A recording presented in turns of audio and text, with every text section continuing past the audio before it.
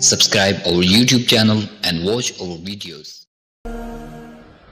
تو سبزی میں کچی سبزیاں استعمال نہ کی جائے، اس سے معدے میں گرانی پیدا ہوتی، اور سبزی کچی جیسے سلاد کم سے کم، بھائی کم کھائیں گے تو تریاق ہے اور زیادہ کھائیں گے تو سوزاک ہے، مسالے کی سوزش ہو جائے گی، بیماری ہو جائے گی۔ کم کھائیں گے تو تریاق ہے، قوت آئے گی، زہر ختم ہو جائے گا، صحت بحال ہوگی۔ گوشت کا استعمال بھی کم سے کم ہو۔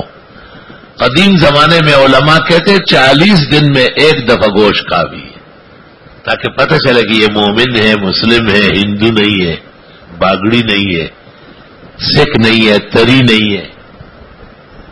40 دن میں ایک دفعہ۔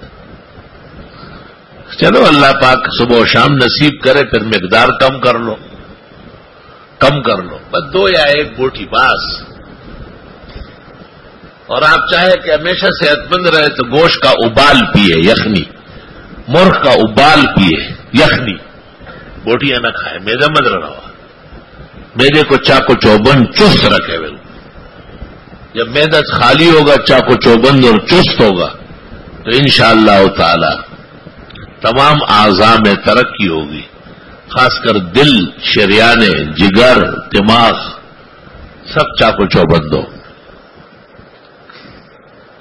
اور من نہ کردم شما ہزر بکونی، آپ کو میں نے بہت پڑھا، اتنا کہ ترمذی اور بخاری سے زیادہ یہ پڑھا ہے۔ اگر کوئی احسنی طب کی دکان کھولے تو موجودہ زمانے میں اول نمبر آئے گا۔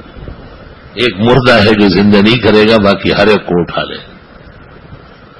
الحمدللہ طبی اور طبی فطرت میں میری طب داخل ہے، حکمت داخل ہے۔